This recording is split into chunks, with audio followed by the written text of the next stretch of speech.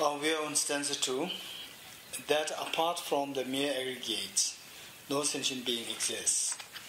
So sentient beings, or the person, is simply, if you dissect the person, it can be dissected into 5 aggregates. So none of these 5 aggregates is the person.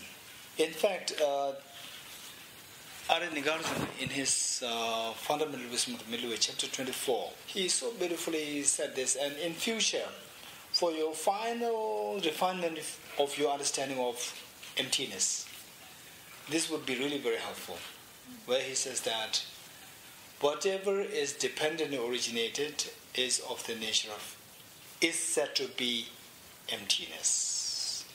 That being dependently designated, this is the middle way. So what he's saying is that, say, when we think about a very old man and who stands up by dependence, leaning against a walking stick. So the man, for that old man to stand up, he's able to do that by dependence on that walking stick. Right? By dependence on the walking stick means the walking stick is not the old man. Right. If you depend on something, if A depends on B, means B is not A. If we depend on a body, our body is not us.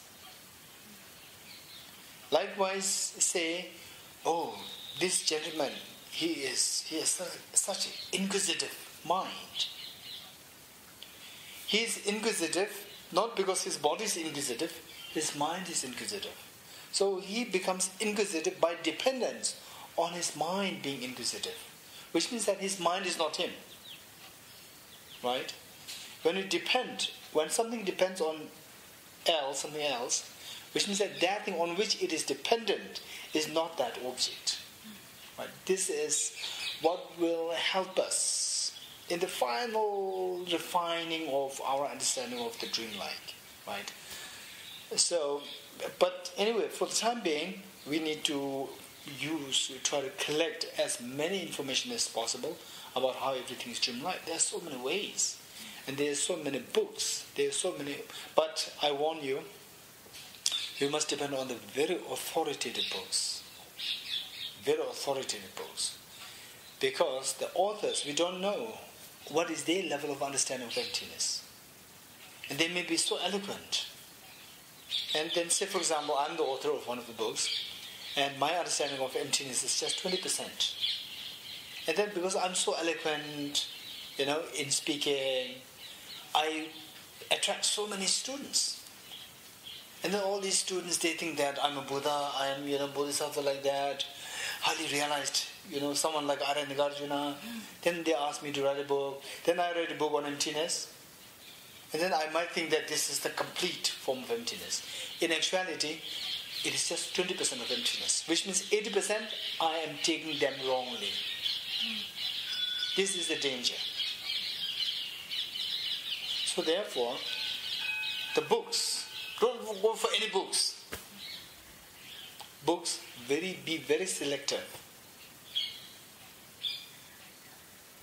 Earlier when I was just a small boy, say aged like 6, I was so full of books. Owning just a book feels like as though I was owning a jewel, a huge diamond. Such excitement was there. And then what happened was that was maybe when I was like 6 or 7 years old. Even now I don't know how I got that book. There was a thick book, and it happened to be a storybook with the drawings of rats. This is what I could recall. It's a thick book, and I couldn't read because I went to school so late.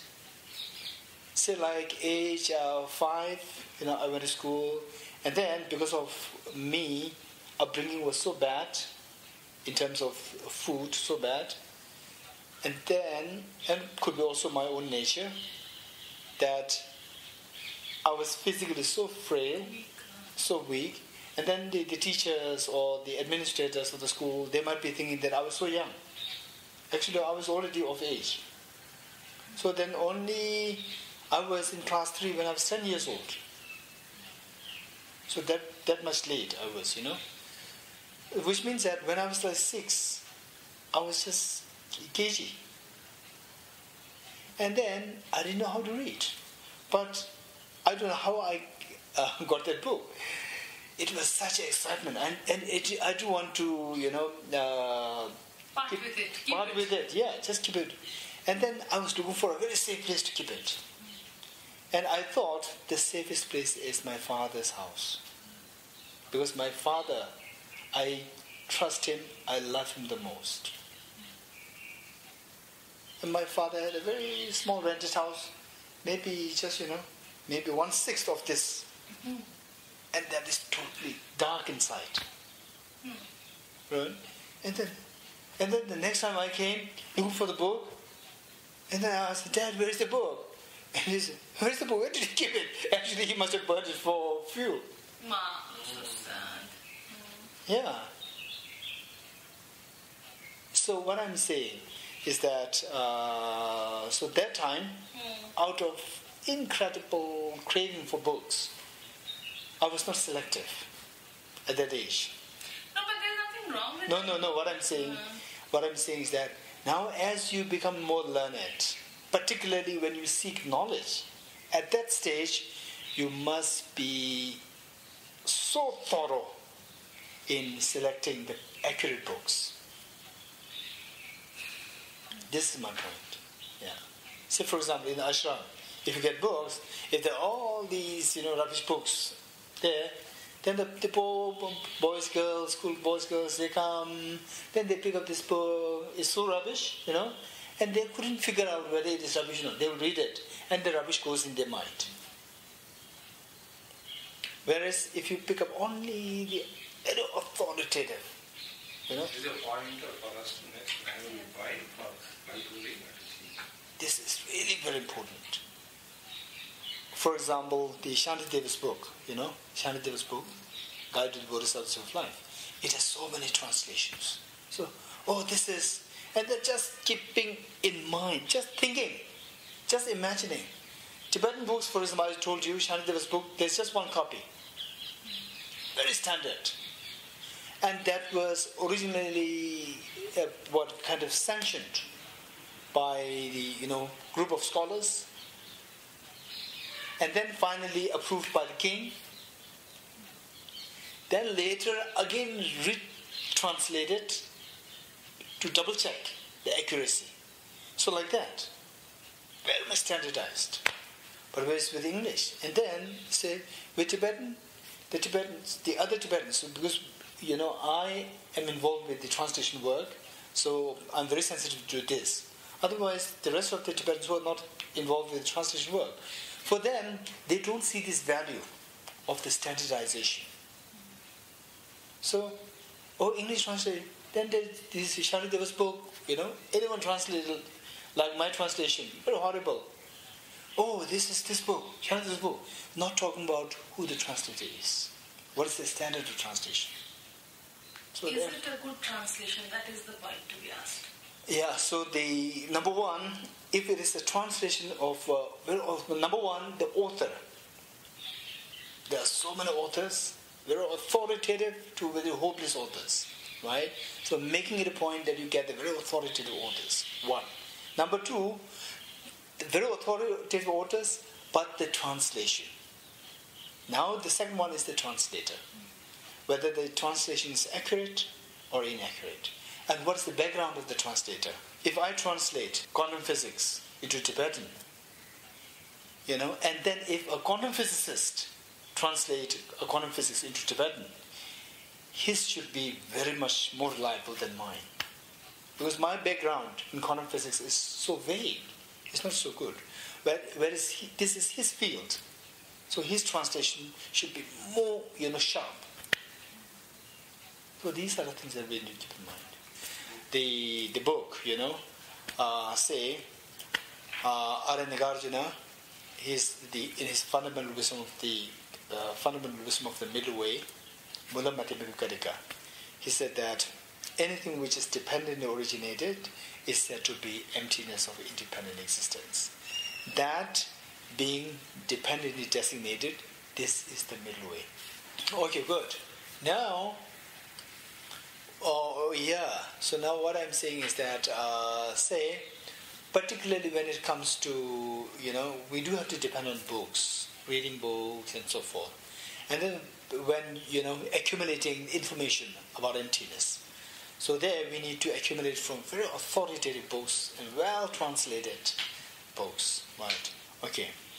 And so there, then finally, after getting all this information about emptiness, then when you, when you are meditating on emptiness more and more, then, slowly, all these seemingly different information, at one point they will all converge on one point. They'll all converge on one point. Then you simply become a little bit, doubtful or suspended. Your understanding, whether it is really the accurate one or, very gross one, not sure. And then you get some kind of experience, and it's like as though there's, say, at one point you have a headache, then the headache seems to be going, then you become light. Again, the headache in a very, in a very gentle way, again the headache is coming back. So like that, this experience of emptiness, sometimes it's coming, sometimes it's disappearing, again coming. So nothing really to hold on to, to say that, okay, this is it. So when you reach that level, then what Arya Nagarjuna said, that whatever is dependently originated is said to be empty of independent existence. That being dependently designated is the middle way. So this stanza would be really very helpful at that point. Otherwise, in the beginning, so all these different information, they all will be helpful, right?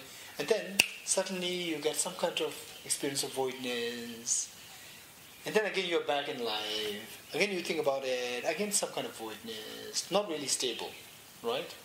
And then through more intense meditation, it starts becoming more and more stable. Then once it becomes stable, then the same experience, it disappears, it again appears. It disappears, again appears.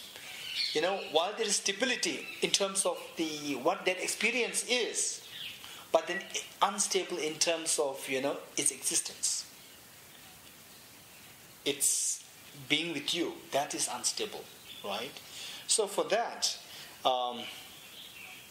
at one point you may become so desperate. Now what to do, right? It is simply disappearing and again coming, again disappearing, again coming. So how to make it stable in terms of, continuity of that experience? Then you become so desperate. And then particularly when you see the urgency after this death, next life, we don't know, we're going to take birth. And if it so happens that we take birth as a son or a daughter of a very rich, family or king or a queen, then you are obsessed with the mundane world, everybody respecting you, and then you are cut off from all these valuable teachings. And then you waste your life like that. And then jealousy, competitiveness. And from the past life, because of less jealousy, less competitiveness, but then the seed is always there with us. And then the situation of jealousy, competitiveness, they all are there, And then these will germinate your seed. And then, next life, in hell realm, Holy Ghost realm, terribly suffering for eons and eons and eons. So if you think about these things, then it's very scary. It's very scary. So we must look for a safety, absolute safety place. This is a place of the wisdom, where you realize that everything is dreamlike, and that too, on a very stable level. Not just, something popping up in your mind and then disappearing. Not like that.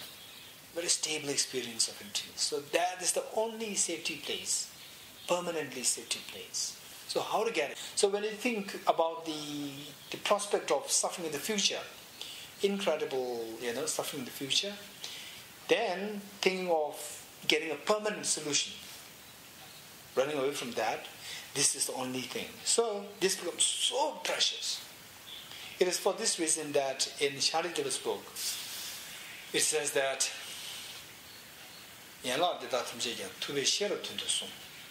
which means all these multitudes of teachings by the Buddha, they are taught by him in order to ignite this wisdom. And likewise, Acharya Dharmakirti, who is the great logician, he said that which means the wisdom of emptiness is the final liberating path, and all other teachings are meant to instigate this, to ignite this.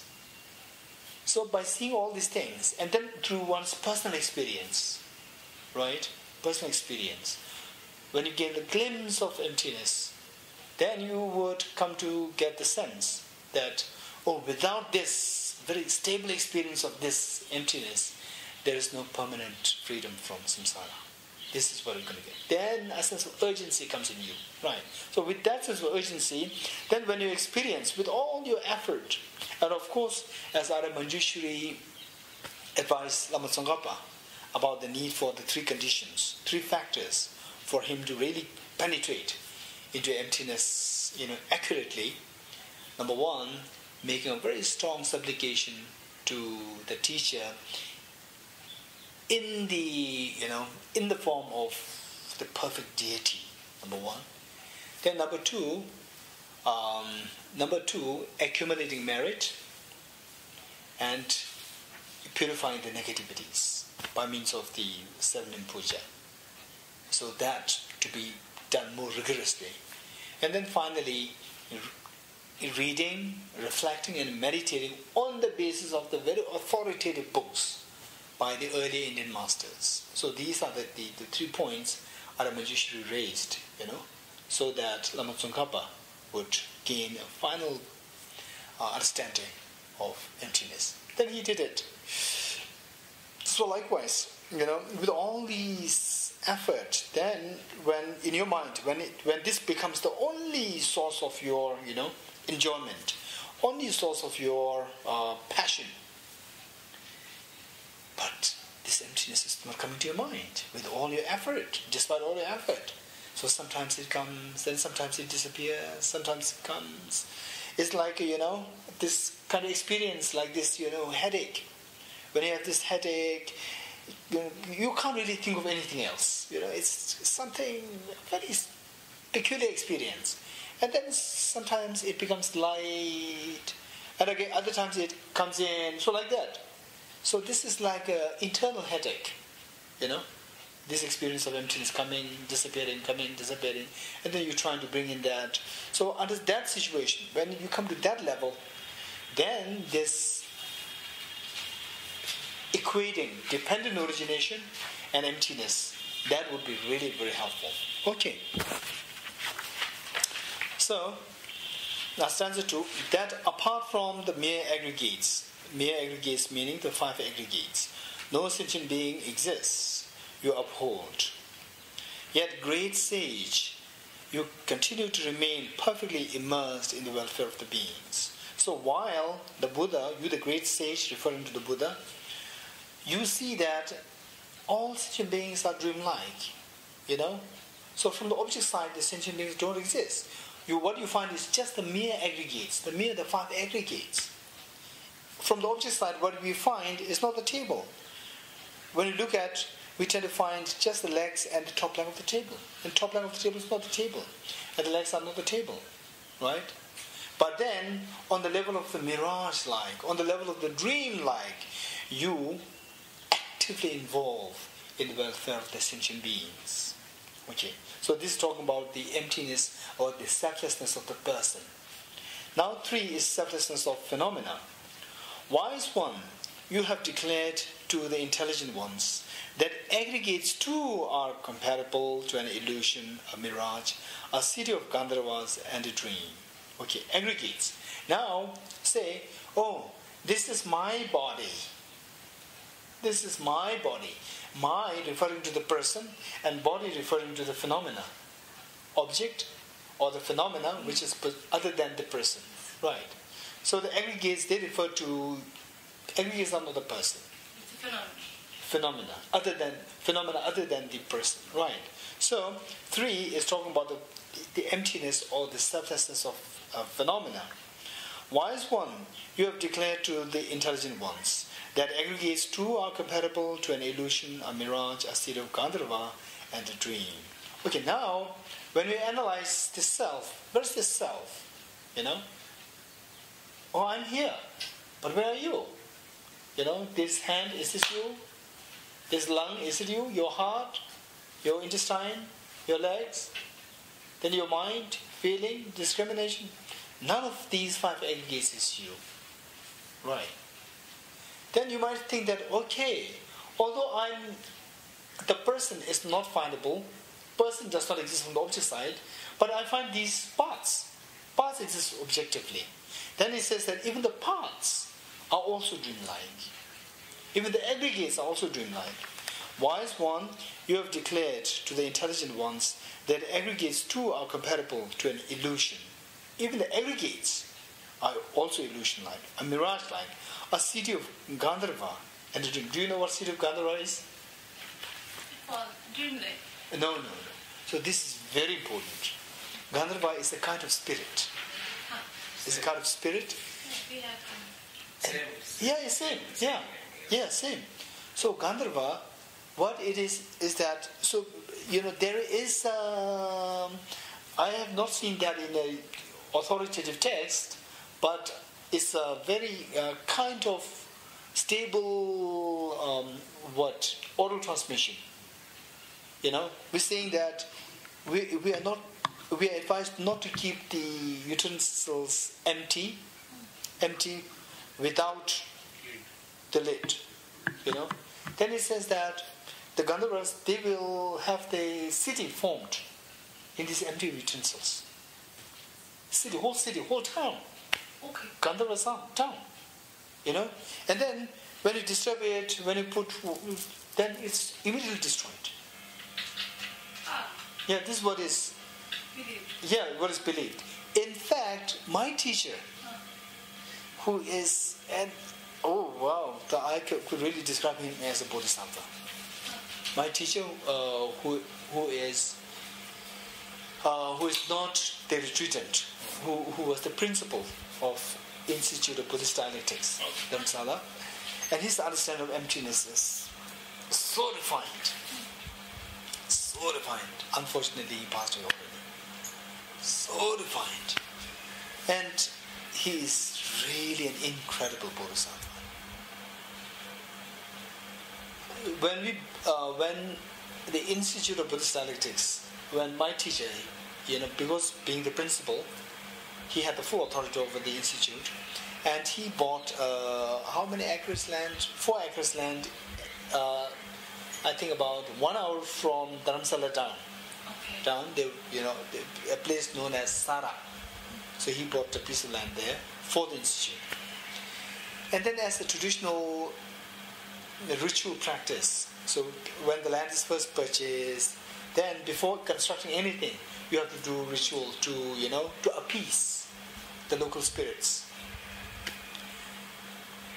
Then my teacher, when he and along with him, they were like 3 or 4 months.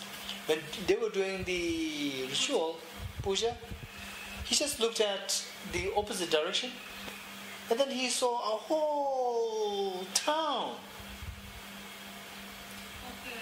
whole Indian town. And then he thought, how strange. When I first bought this land, I didn't see any town nearby. Am I hallucinating? Again he looked at. Again the same town there. Okay. And actually there was no town. So that is actually Gandharva city. And it can easily form, it can easily dismantle. Oh. This is Gandharvas. So, the analogy. So they are in the physical body or they are in the physical astral body. Yeah, physical body. But physical body is so fragile. So small. Not necessarily. Fragile. Which can easily, disappear. No aggregates. No? No aggregates, No, the aggregates are there. 5 elements. Yeah, aggregates are there. Yeah. But the aggregates are not as stable as ours. Easy to appear, easy to disappear. Easy to appear, easy to disappear. That's it. Yeah. Wise one, you have declared to the intelligent ones that aggregates too are compatible. So the person is dismantled into the aggregates, and even the aggregates are also dismantled into its own smaller parts, and these smaller parts also dismantled into small parts. Okay. So they are too compatible to the illusion, a mirage, a city of Gandharva, and a dream.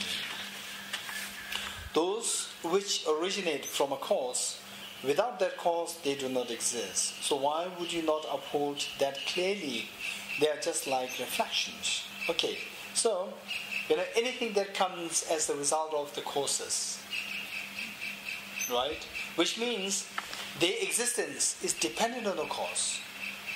Which means they are not independent existent. If they are not independent existent, their existence is not really pointable from their side. Again, it is independent on the cause.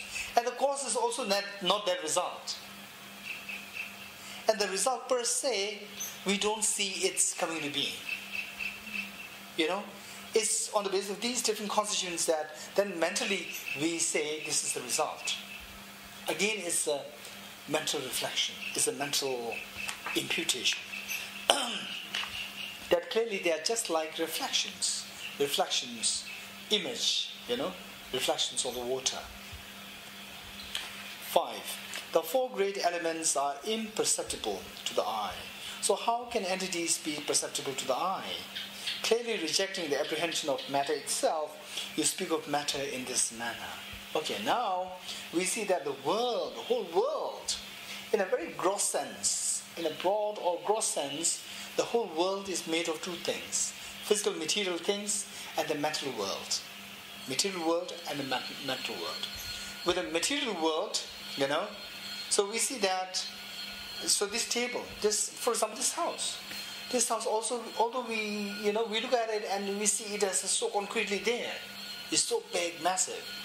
But in true sense, where is this massive thing? It is broken down into smaller parts. And each of the smaller parts, again, they don't stand on their own. It's, its own smaller parts. So like that you go. That it becomes so tiny that our eyes cannot see. In fact, this is made of things which our eyes cannot see. Because that this is made of things which our eyes cannot see, how can, we say that the material world is there? To say that something is there, we should be able to see that. We should be able to, know that. And this whole solid thing, which appeared to be so solid, in true sense, it is made of very tiny things, which our eyes cannot see. Stanza 5. The 4 great elements. So 4 great elements referring to the element of earth, fire, water, air. And if you include 6 great elements, then fire, air, earth, water, fire, air, space, and consciousness. Space. 6, right? So if you 4, just the 4 material constituents or the elements.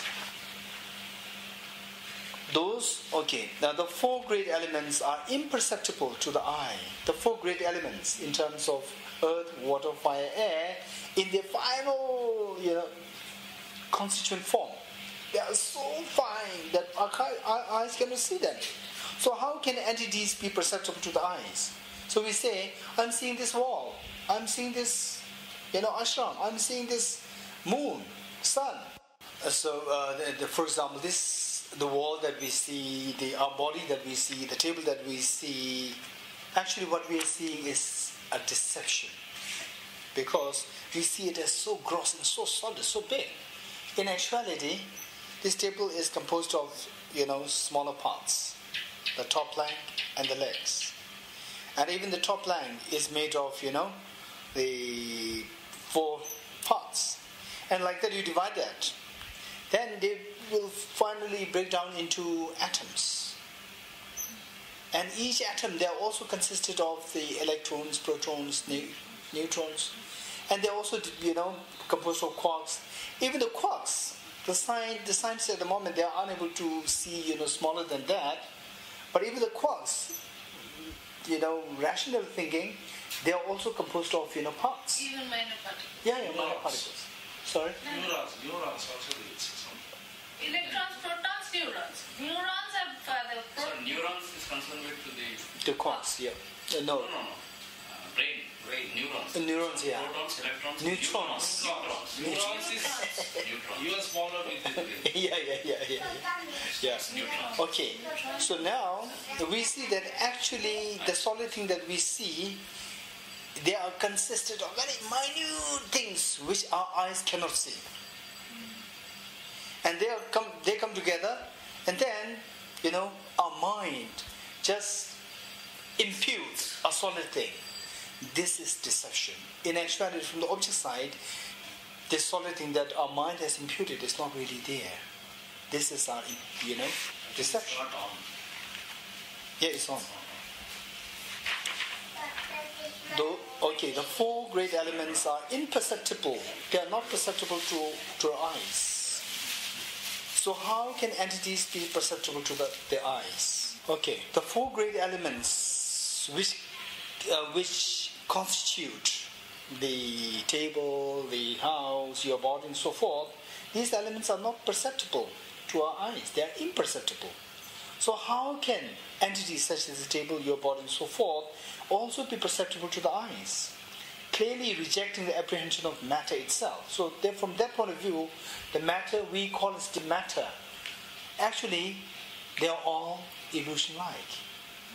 Clearly rejecting the apprehension of matter itself, you speak of matter in this manner. In this manner, that the matters are also reflections. They are also Gandharva cities. They are also dreamlike. 6. Since without the felt, now the material things already proved as dreamlike. Now with the mind, this is so beautiful. Since without the felt, there is no feeling. Say for example,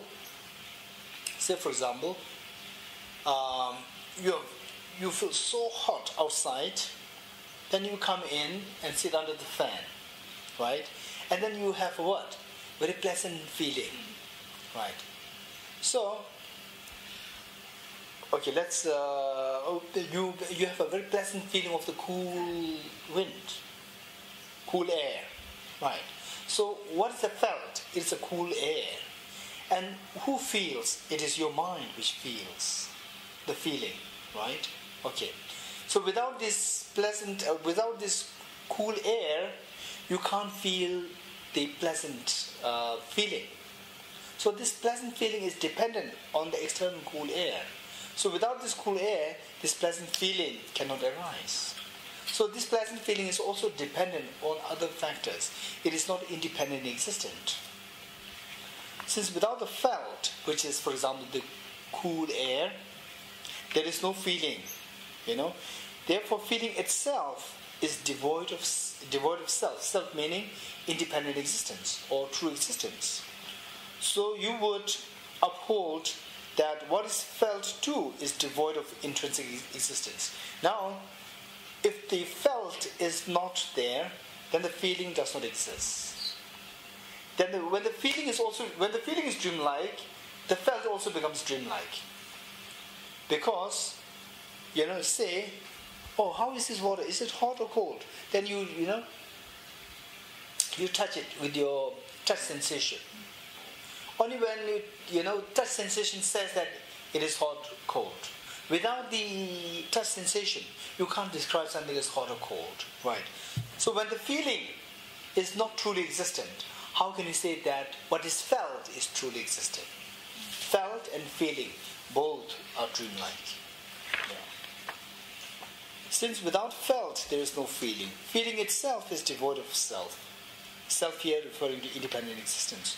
So you uphold that what is felt too, because the feeling is not independent existent, the felt, what is felt too is devoid of intrinsic existence. 7. If a word and its reference are not different, the word fire would burn one's mouth. If they are different, there will be no comprehension. This you, the speaker of the truth, have stated. Okay, now again, this, so there are all the different reasons picked up. And then these will slowly help us to improve our, for example, someone who is suffering from schizophrenia, and with mental illness. So they need utmost care. If possible, if there is a person who can really see through all the connections, how that is coming about, how that can be removed, then it is connected to so many factors. For example, to make someone, say for example, Indira Gandhi or Sonia Gandhi. Sonia Gandhi, when Indira Gandhi was actively in politics, right? Sonia Gandhi is just a girl, that's it. She has no idea about politics. Then, with all these factors of being with Rajiv Gandhi, going with Indira Gandhi, seeing that place, this place, encountering with that problem, and how the Indira Gandhi is, tackling that, and then later on, Rajiv Gandhiji, how he's tackling, So seeing all these things, she has been keeping on learning. Then, eventually, after so many years of accumulating this knowledge of how the politics, now she becomes such a brilliant leader, political leader, right? So, and it took years with maximum exposure to the political scene, right? So, like that, the thing is that this understanding of emptiness, it requires maximum exposure to all different angles of looking at emptiness, right? So these are all different angles that Arya Nagarjuna is giving, right?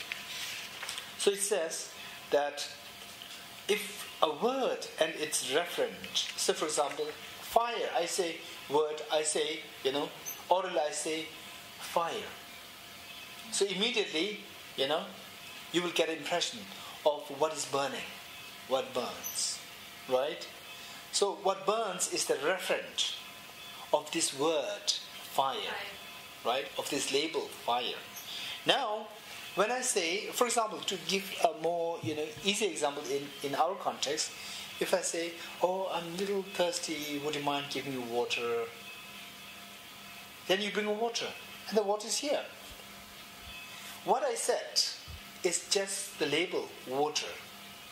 And then you brought a real water. So what is the connection between these two? It's not that you brought a biscuit. When I said, I need water, would you mind bringing water? Then you bring a biscuit? No, you brought water. So what is the connection between this word, between this label, water, and the actual water? What is the connection? Are these two one? If these two one, then I will say water, immediately the water should come. Are these two one? Are these two different? This is a question. Or, okay, say if these two are one, then when I say water, water should be in my mouth, because it comes out of my mind. So when I say fire, then fire should be in my mouth. And then the function of the fire is to burn. So this, when I say fire, it should burn my mouth. Right? So which means that the fire, the referent, the fire, and the word fire, these two are not the same, right? And are these two different? If you say yes, these two are different, then there's a problem. Then when I say fire, I need water, why don't you bring a fire? These two are totally, unconnected. Then you may say, oh, these two are related. Because somebody says that earlier, when there is a burning thing, then it is called as a fire. Called as a fire means mentally labeled it. So it's a mental thing. It's a mental thing. It's not that these two are objectively connected. The word fire and the actual fire, these two are not objectively connected. These two are connected only by dependence on the original person who says, let's call this fire. Only with that mind, these two are connected, not from the object side. Again, that is also, the word fire and the actual fire, these two are connected by mentally. It's not objectively connected. Right. Okay. If a word and its referent are not different, the word fire would burn one's mouth. If they are different, there will be no comprehension. If they are different, then why, when I say fire, someone should bring the fire? When I say bring me water, why should someone bring water? What is the connection? So we can't really comprehend the connection between the two. This you, the speaker of truth, the Buddha, who is the speaker of the truth, referring to the speaker of the ultimate truth, have stated. An agent is autonomous and is action too. This you have expressed conventionally. Say, in our ordinary eyes, for example, say you want to have a bore well. Then you contact an agent, right? Okay, so the agent is there, and this agent sends the machinery. Then it starts drilling it. There's the action of the drilling, right? So the action and the agent, agent in terms of the one who does the work, and the action of drilling. So what is the connection? In the eyes of ordinary people, these two seem to be totally, independent. Or there's the drilling happening, or he is the agent, two separate things. But this you have expressed conventionally. But according to the Buddha, it is not from the object side as two different things. One is agent, one is action. The action is not the agent is not the action. Simply conventionally. Conventionally meaning, for example, say, this is a very nice thing. Say, how is your day? Then without uttering a word, I just put this thumb up, which means it's so good. But in some other places, you put this thumb up is a very bad sign. So they would become angry. Right. It's the same action. Whether it's a good or bad, it's not from the object side. It is how the convention is followed. So convention meaning it's not from the object side, it's from the subject side. How the subject thinks. Right? So the agent and the action, these two exist only on the conventional level. It's not from the object side. Right? Say for example, without the agent, the one who drills, this action of drilling cannot happen. So this action of drilling depends on the agent. And without the action of the drilling, we cannot say that he's the driller. Right? Again, without the action, the agent makes no sense. Without the agent, the action makes no sense. These two are mutually dependent. Mutually dependent means they don't exist independently. Right. Okay. The agent is autonomous and is action too. Meaning, on the conventional level, ordinary people would see them as autonomous and independent. But for you, this you have expressed as conventionally. The agent and the action simply exist conventionally by means of mutual dependence. You uphold that they are established only in terms of mutual dependence. Okay. There exists no agent, no subject too. From the object side, from the ultimate sense, there is no agent, no subject, independently. No merit exists, they arise through dependence. Through dependently arisen, because that, though dependently arisen, they are unborn. So you have proclaimed, O Master of Words. O Master of the Words, the words or the Master of the teachings, referring to the Buddha. You said that I think it should be not though. I think it should be through. And if you check the original Tibetan. Through dependently arisen. Because they are dependently arisen, they are unborn. Unborn meaning unborn, or they are not produced, they are not produced independently. Right. Okay.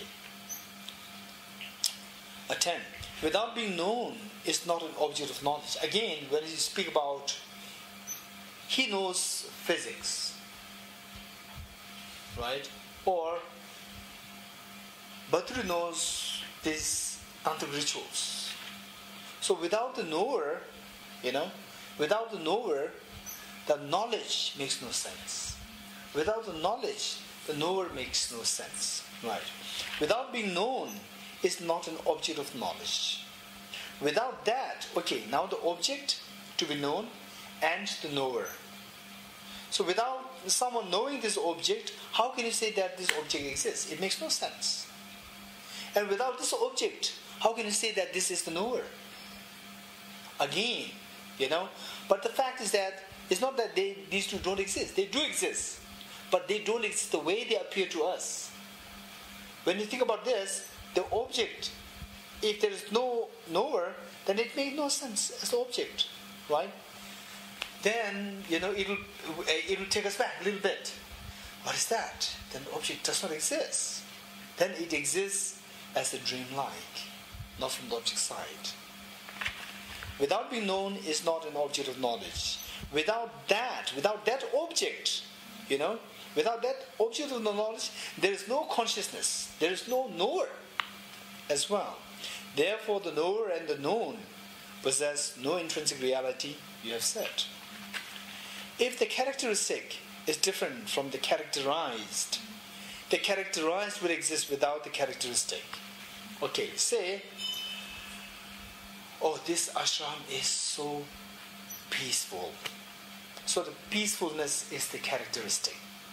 And the characterized is the ashram. Ashram is characterized as peaceful. Right. So now what it's saying is, if the characteristic is different from the characterized, right? Or peaceful, then ashram, right? Or this ashram is peaceful. A peaceful ashram. So if the characteristic, peacefulness, and the ashram, if these are two different things, then, if the characteristic is different from the characterized would exist without the characteristic. Right? Say, for example, this ashram is beautiful. So, the beauty of this ashram and the ashram, if these are two different things, then we should be able to keep this quality of beauty somewhere else and the ashram somewhere else. Which means, ashram there put somewhere as a distinct is not beautiful, because the beauty is taken away, right? So which means that the characterized would exist without the characteristic, in which case the ashram becomes non-beautiful. But this is not true, because it is beautiful. So the characterized makes sense only with the help of the characteristic. And the characteristic makes sense only with the characterized. Without the ashram, we cannot say beautiful. Ashram is beautiful. So the beauty which is attached to the ashram makes sense only when there is this basis, the ashram. And without this characteristic, the beautiful ashram, the beauty, then the ashram alone makes no sense. Beautiful ashram makes no sense. If the characteristic is different from the characterized will exist without the characteristic. You have clearly stated also that neither exists if they are conceived of as non-different. And again, if you say that these two are inseparable, these two are just one, the beauty and the ashram. If these two are one, then say, when the Guruji was there, it was so beautiful. When the Guruji left, then for some times it simply went down. The beauty disappeared. But if these two are one, these two should not be separable. It should be always like that. But this is not the case. If these two are not one, these two are not different. But something cannot exist, not as one, not as different. but not from the object side. From the subject side, it can exist. Yeah. Okay. 13.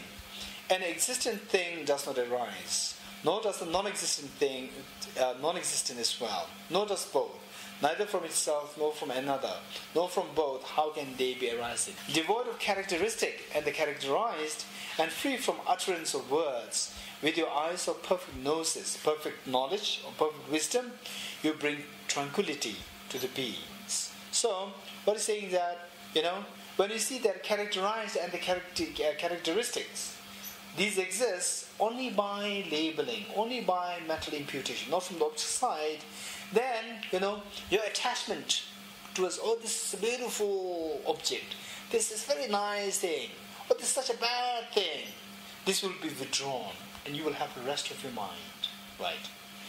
Devoid of characteristic and the characterized, and free from utterance of words. This is beautiful, this is, So this kind of characterization, with your eyes of perfect gnosis, you, the Buddha, having such a perfect knowledge of the emptiness from the object side, you bring tranquility, to the minds of the beings by teaching this.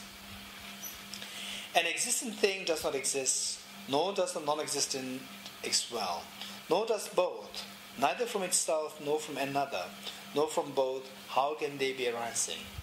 This is in fact the essence of Arya Nagarjuna's teaching of the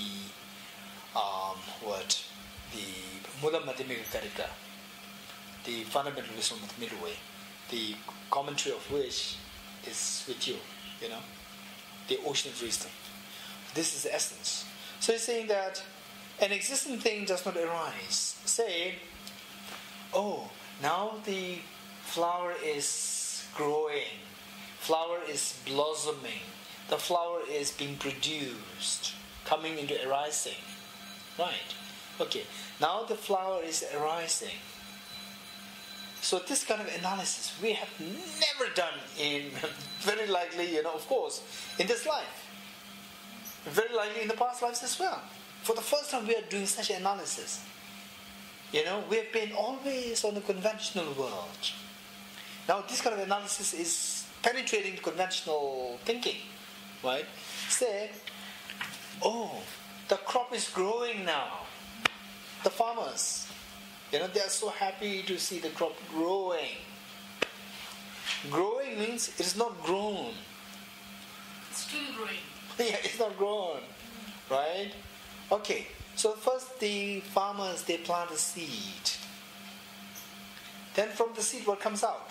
A shoot comes out, a sprout comes out. Right? And coming out of the sprout is known as the growing of the crop growing. Now I ask you, just answer this from your, daily experience of the crops. You have been seeing crops growing, you have been seeing the flowers growing, you have been seeing the brinjal growing, and coconuts growing. You have seen that. So from that point of view, just answer it. Crops growing. Do crops grow? No. From your experience point of view, do crops grow? Yes. Yeah, it grows. Now next growing. Now the same question I put it more technically. Growing of a crop, does it exist? Yes. Yes, it does exist. Okay. Now let me put it a little more with more analysis. Say, crop growing is consisted of two things. Number one, you plant a seed. Then from this seed, the sprout grows. You agree with me? Mm-hmm. Yes. Okay.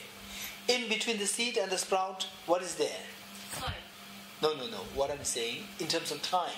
It will take 7 days, 10 days. No, what I'm saying is in terms of time, the seed, immediately after the seed is the sprout, the green shoot. Immediately after the seed, without interval. No, the seed has to germinate. What does it mean by germinate? The seed undergoes a change. Okay, so is that still a seed or a sprout? Still seed. Good. So that's still seed. Still seed. I'm talking about what is after seed. After seed is that Sprout, the green shoot. Right? Okay, in between the green shoot and the seed, there is nothing. Good. Okay. Now, you said that the crop growing or the sprout growing exists. Sprout growing, is it at the time of the seed or is it at the time of the shoot? In between there is no. only at the time of shoot only you can say. At the time of the shoot, it is already grown. The sprout is already there. At the time of the shoot, at the time of the seed, there is no growth. So where is the growing? So, in my case, when I was just, I think the first year of my becoming monk, when I was like 18, I read a book on this analysis, this analysis was put up there. I thought about then, very uneasy feeling came in me. Where is the sprout growing? Where is it? Very uneasy feeling. So if that uneasiness comes in you, this is dismantling our ordinary thinking. You're going deep, right? So this is examining this. An existent thing does not arise. If the shoot is already there, it should not arise. It's already there. The very purpose of arising is to create something which is not there. An existent thing does not arise. It is already existent. Why should it arise? Nor does the non-existent as well. At the time of the seed, the shoot is not there, right? So when the shoot is not there, it is still not arising. It's at the time of the shoot, at the time of the seed, right? Okay. Nor does a non-existent, referring to the shoot, at the time of the seed, because it is non-existent, it does not arise. Then because that, something existent and non-existent both are not arising, nor does both. Right? Neither from itself nor from another. And this shoot, it does not arise from the shoot. It does not arise from itself. Right? And then it does not arise from the seed as well.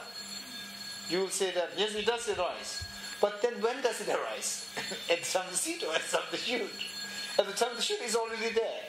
At the time of the seed, it is, But it comes out from the seed. No. So be very precise. So this is the, what we need to do is that, this is very good. On the one hand, you have to think about the conventional, conventional way of thinking about the growing. Farmers' way of thinking. On the other hand, we make it, because the farmers, they can't articulate their concept. Okay. They have their one level of the reality, they don't go beyond that. Now this is going beyond. Now we should have a vocabulary, we should have a conceptual thinking, which goes beyond that as well. So you should be in the two worlds. One, the world of the ordinary farmers, and the other in the world of the philosophers, thinkers, right? So now, the farmers, they have never thought about this. Growing, is it at the time of the seed, is it at the time of the shoot? They have never thought about it. This is what the thinkers do. Right. Now we should be in both, we should place our feet in both the worlds, in both the shoots. Right. So I'm talking about the seed and the shoot. In between, is there something? You said no. Right. So where is the growing of the shoot? Is it at the time of the seed or at the time of the shoot? At the time of the seed, the shoot is not there. When the seed is there, the shoot is not there. When the shoot comes out, the seed ceases. The seed stops. Right? Because the seed has to transform into the shoot. Right? When the shoot is there, the shoot is already grown. So why is the growing, arising needed? Right? So if it is already existent, there is no need. If it is non-existent, there is no growing. So again, this is really very, it troubles your mind a lot because our mind is so submerged in the belief that something must be so concrete there. We have never given thought that things can arise through our mental thinking. Now, this is dismantling our chronic illness, chronic belief that things should necessarily exist from the object side. So you're unable to point to from the object side. The seed time or the shoot time or in between, you can't point to. So this is dismantling the objective existence. So, as I said earlier, when I read that book about this, I was put up in such a mental, dilemma and mental difficulty and great uneasiness in me. Wow. So these are all the things which help you, dismantle our chronic belief, objective belief. Okay. Right. It was seed, and then it came out, then it became the shoot. Yeah. So now my question is, the seed, the time of seed, time of shoot. In between, is there something? No, there is nothing. Okay. Just speak your mind. Don't worry about the other. Yeah, just speak your mind. No, the thing is that the shoot No, is simply be coming very out. precise. No, you have your idea. Just try to put your idea in The what shoot I'm is saying. very much a part of the No. seed. Be very precise. So these ideas must be, in order to do this analysis, one must be Very able to clear. articulate. The thing is that I'm putting you in perspective, in the philosophical perspective, right? The seed. And the Then shoot. what is the next moment? Is the shoot. Okay, seed and shoot. These two are connected like this, right? Like this. In between, is there anything? No. Just immediately. Don't easily say no. Don't surrender easily, right? Just speak your mind. Okay. If there's to a joint, which means immediate after the seed is the shoot, right? Then, which means that the time, in terms of time, it should be either the seed time or the shoot time. That's it. No in between. Now, where is the growing of the shoot? Is it at the time of the seed or at the time of the shoot? Because in between there is no time. If it is at the time of the seed, the shoot is yet to grow. There is no growing. If it is the time of the shoot, it's already grown. So why, the growing is required? So where is this phenomena known as growing? Where is it? It's such a challenge. And then you planting all this brinjal and chilies, you have seen things growing. It is your personal experience. Now your personal experience is being attacked, challenged by this. Actually, this is not challenging your personal experience. Within your personal experience, there are two things. As I said earlier, in my room, when you see the flower, truly existent flower. Yes. Just a flower. Dreamlike flower. There are three out of these three things. Now, this is challenging your belief that there's truly, growing. This has been challenged. And then you have no answer. Then this will lead you to, there's a dreamlike growth. Yeah. Okay. Neither from itself, nor from another. Same, the shoot. It does not grow from itself. Because, if it grows from itself, meaning it is already there. If it is already there, why should it grow? Okay. It does not go from another as well. Meaning, if it does not grow from something else which is not related to it. Objectively, and you're quite right. You said that the seed and the shoot, they are not actually two things. Now this indicates that your brain is thinking in a more philosophical way. This is what you have never thought earlier. Now this thought is coming, Okay, so from that point of view, the shoot is not grown from something else.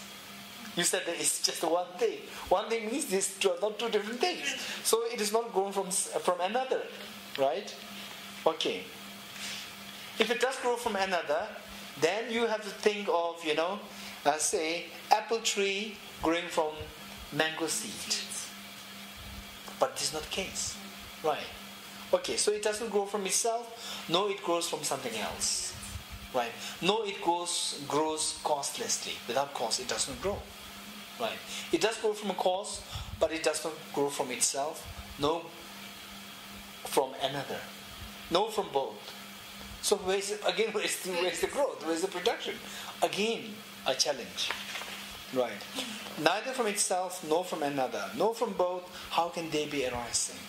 14. It's logical for an existent to endure, not so for such a thing to disintegrate. Since it's logical for a non-existent not to endure, it cannot come to disintegrate. Okay. It's logical for an existent to endure. To say that something endures, something lasts, there should be something existent. If you say, oh, this tiger in our house, right in front of us, this tiger, or say, the elephant in the matchbox, it has been in this matchbox for the last 10 years. It's not true. Because to say that something exists in this matchbox for the last 10 years, it endures for the last 10 years, that object must be existent. Because the elephant cannot be in this matchbox, how can you say that this enduring of the elephant in the matchbox is there for 10 years? It's not true, right? So it says that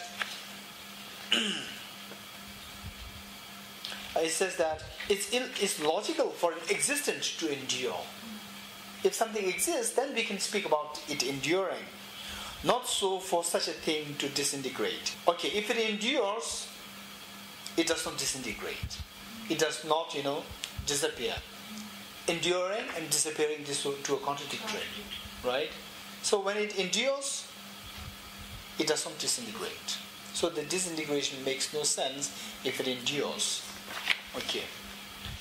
Since it's logical for a non-existent not to endure, it cannot come to disintegrate. Now, look again, this is challenge. Say, for a non-existent, because that a non-existent thing cannot endure, if something does not endure, then it is automatically non-existent. No, if something does not endure, if something does not endure, then the disintegration makes no sense. Disintegration is only when something is there, endures for a while, then disintegrate. Right? If something is existent, then it endures. But then when it endures, it does not disintegrate. If it is non-existent, it does not endure. Without enduring, it is no disintegration. So where is disintegration? So disintegration would make no sense with existence as well as non-existence. But in reality, we do see disintegration. Say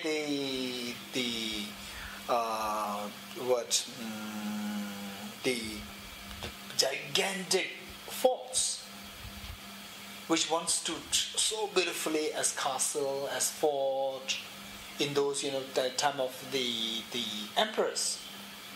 But now we see that they've already disintegrated. But we do see the disintegration, but we have been challenged by these thoughts. We don't have answer, which means that it is challenging our belief that the disintegration exists from the object side. On the conventional level, it's perfectly, it can be answered perfectly. So we are chronically suffering from the belief that things must necessarily exist from the object side, not as dreamlike. So this is challenged. 15. First of all, it's illogical for an effect to emerge from a cause that is itself destructed. If it does not arise from an undestructed too, you accept a dream-like arising. So what is arising then? The question. First of all, it's illogical for an effect to emerge from a cause that is itself destructed. Say, the brinjals that you grow, they come from the seed, right? So this is the fact, right? This is the fact. The result, the brinjal in the form of result, comes from its respective seeds. Okay. Now, if the effect or the result the brinjal, emerge from a cause that is itself destructed, which means the seed is already destroyed, then the brinjal cannot come out of it. Or if the seed is not destroyed, again the brinjal cannot come out of it. Because if the seed is not destroyed, the seed is so intact. When the seed is intact, the brinjal cannot come out of it. If the seed is, already destroyed, then the brinjal cannot come out of it, because the destroyed, ruined seed cannot give rise to a result. And if the seed is intact, again the brinjal cannot come out of it, because it is the time of the seed. Both way you can't, but we do see the brinjal coming out of it.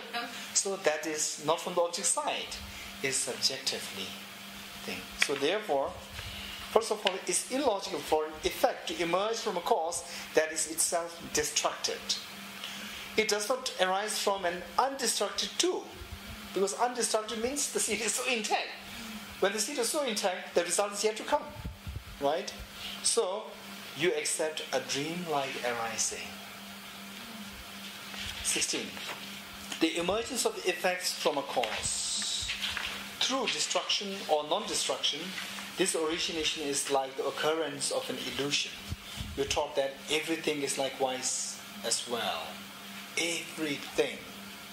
With this challenge, everything is dreamlike. Everything is illusion.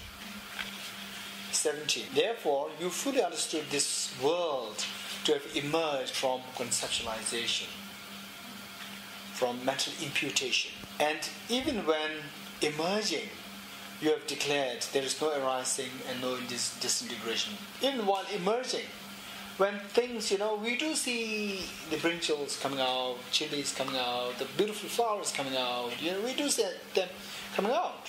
But then, Buddha, you have declared that there is no arising and there is no disintegration. When the results arise, they seed, the cause should disintegrate. When the cause disintegrates, then the results arise. But then, Buddha, you said that there is no arising of the result, there is no disintegration of the cause from the object side. So, but we do see that. We do see arising, we do see disintegration. This is only on the mental level, on the dreamlike level, not from the object side. 17. Therefore, you fully understood this world to have emerged from conceptualization, from mental imputation. And even when emerging, you have declared there is no arising and no disintegration. 18. In permanence, there is no samsara. In impermanence too, there is no samsara. Okay, again, a challenge. If things are permanent, which means nothing is changing. If nothing is changing, then, now peaceful, then all of a sudden, someone comes to irritate you, then you become angry, you accumulate negative karma. This will not happen, because from peaceful to accumulate negative karma, there's change. In permanence, if things are permanent, there's no change. Without change, then negative karma cannot be accumulated, right? For negative karma to accumulate, first there should be the mental affliction. And then mental affliction engages into an action. Karma, this is negative karma. So this process is not there if it is permanent. So if without negative karma, there is no samsara. So if things are permanent, then there is no samsara. And again, in impermanence too, there is no samsara. Because if things are impermanent, right, then, which means that, say my mind, very peaceful mind, then become agitated, angry mind, then accumulate karma, right? So there's a peaceful mind, agitated mind, negative karma. Three things. If it is impermanence, then this should be there. There's a change. If there is a change means that they are different things. These different things, are they one or different? They should be different. If they are different, then other than our mental imputing it, if it is different from the object side, then from the object side there should be three different things. For example, say like, there are 3 different fingers, or the 5 fingers here, all different fingers. So like that, there should be 3 different things. A peaceful mind, agitated mind, and a negative karma, 3 different things. If these are 3 different things, just as these 3 different fingers are non-related, unrelated to one another. If you hurt this finger, the other 2 fingers will not hurt. These 3 are different fingers. So like that, these 3 become 3 independent things.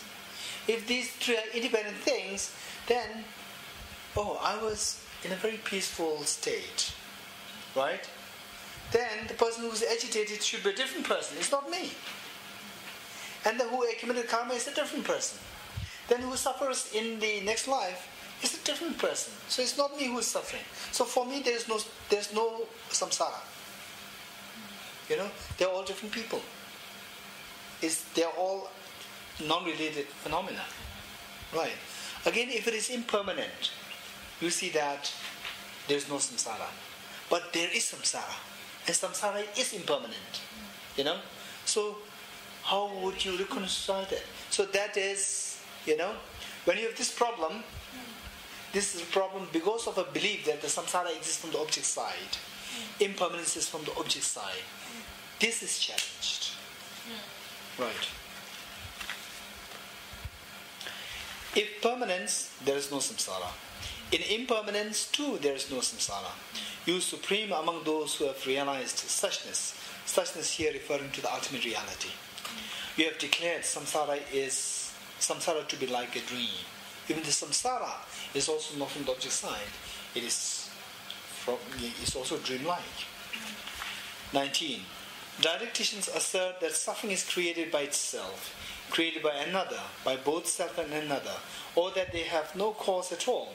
You have stated it to be dependent origination. Okay, so among the different thinkers, some thinkers, for example, Samkhyas, one of the classical Indian thinkers, Samkhyas, they think that things are originated from itself. And then some other thinkers, such as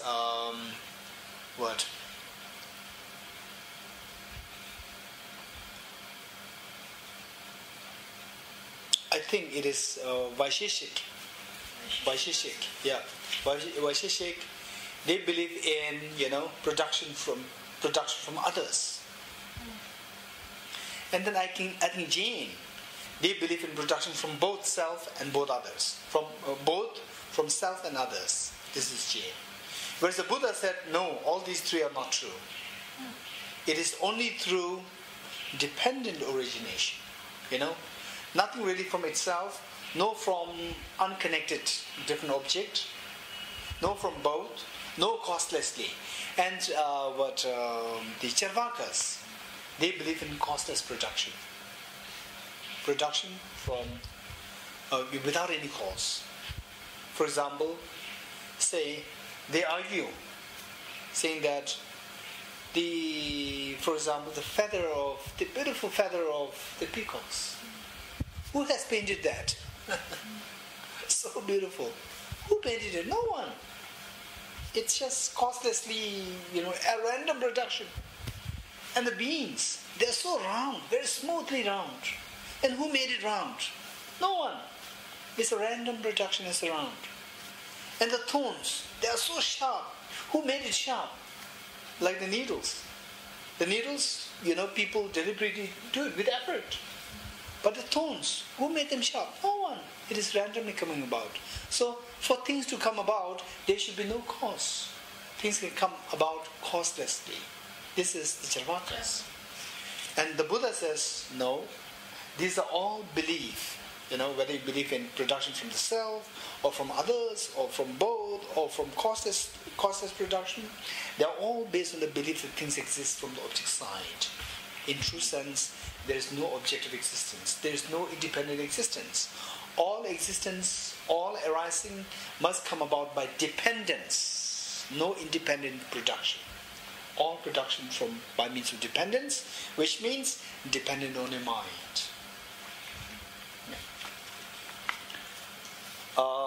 19. Dialecticians. Dialecticians referring to the philosophers. Philosophers or dialecticians assert that suffering is created by itself. Some, and others believe that they are created by another. And still others, both self and another. And still others, they say they have no cause at all. But you have stated it to be dependent origination. 20. That which originates through dependence, this you maintain to be empty. Okay, now look. This is the similar stanza that exists in Arya Nagarjuna's, the same author's text. Chapter 24 of the Mula Madhyamika Karika. That which originates through dependence, this you maintain to be empty of independent existence. That no independent entity exists, you, the peerless, proclaimed in a lion's roar. Okay. 21.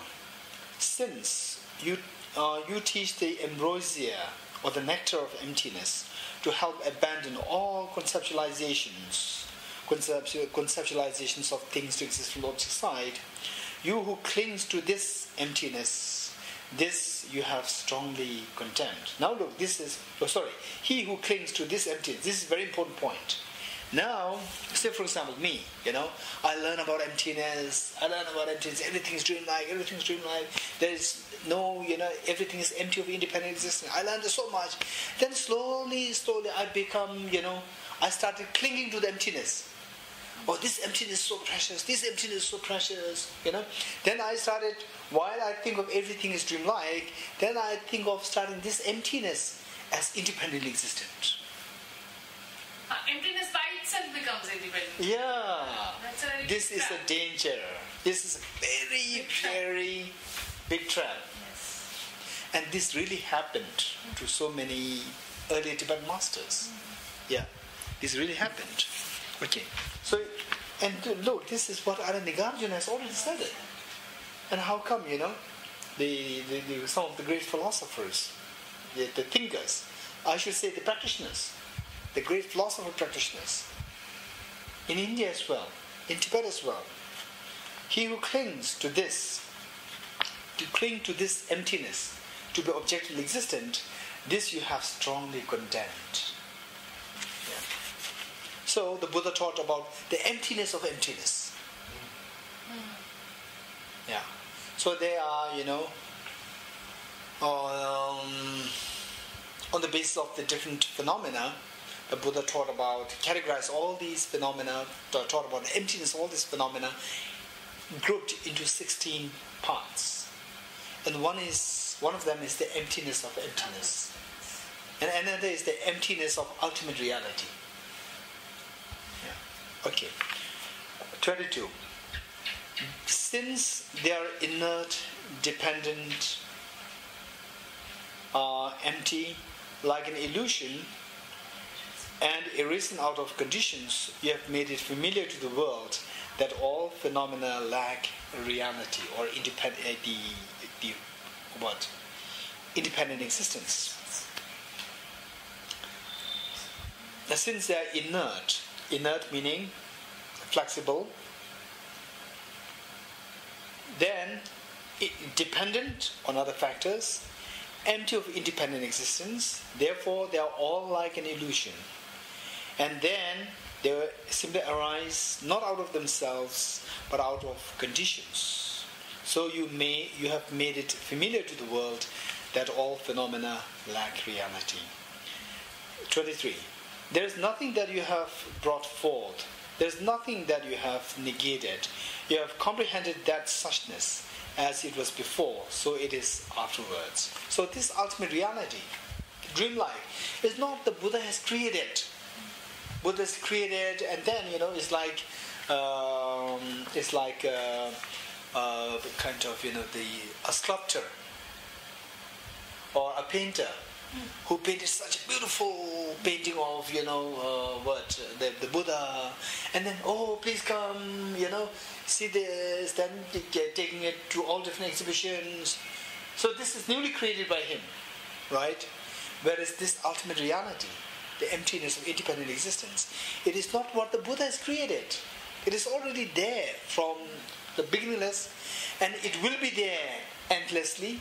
This is only what the Buddha has discovered. It's not what he invented. Okay. There's nothing that you have brought forth. It's not that the Buddha has, newly created as ultimate reality. There's nothing that you have negated, and you have, everything's there. Then the Buddha said that, this, for example, like, earlier what we just said, the 4 levels of concentration. Or physical form, this is, what makes me unease. So I just, and in fact, this is what many people do. Many people in the city, they accumulate so much of things, and their room is getting full. They feel disgusted. They empty everything.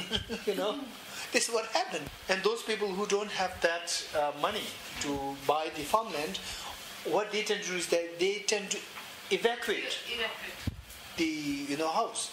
And then, in fact, I have a friend. I have a Tibetan friend, and he said that in my house I have just what? He said that I don't have even a cushion. He said that he's in Australia. He said that earlier I used to have sofa and everything. Now it's really obstructing, something like that. Mentally it's... So he just evacuated everything. So something which is existent, they evacuate. But the Buddha, everything exists objectively. Then the Buddha, dismantled them and simply made it great. No. The Buddha has not evacuated anything. He has not brought in anything. Simply he has discovered the reality. Right. As it was before. So yeah. There's nothing that you have brought forth. There's nothing that you have negated or evacuated. You have comprehended that suchness or the ultimate reality. As it was before, so it is afterwards. Without entering the meditation as shown by the noble ones, can consciousness ever become signless? This is a very beautiful summation. Signless here referring to, say, as we discussed earlier, when you look at the fan, or objectively existing fan, truly existing fan, this is what comes to us. So well defined, as a separate sign, a sign which tells us that this is fan. So clear-cut definition of fan. So this is objectively appearing to our mind. This is what is referred to as this sign. So when you have these, then your mind tends to react with the objects. In the process of reacting, then you accumulate karma. Then you are bound in samsara. You are totally bound in samsara. So we tend to, dismantle the sign of the independent existence. That must be dismantled. When that is dismantled, then you become free of any independently existent, the sign of independent existence, which is referred to as the signlessness. So the signlessness is abiding in that reality of the emptiness of independent existence.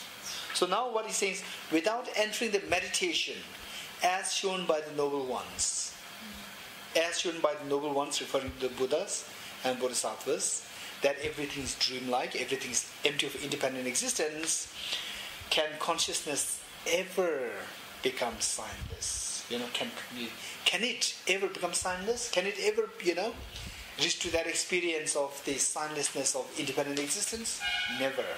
Which means that after gaining this intellectual knowledge, then try to integrate them into one's meditation, into one's daily practice. 25.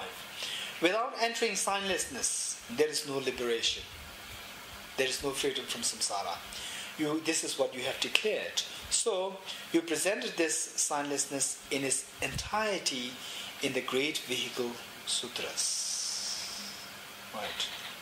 By praising you, a vessel worthy of praise, whatever merits I may have obtained, through this may all beings without exception become free from the bondage to the signs of intrinsic reality.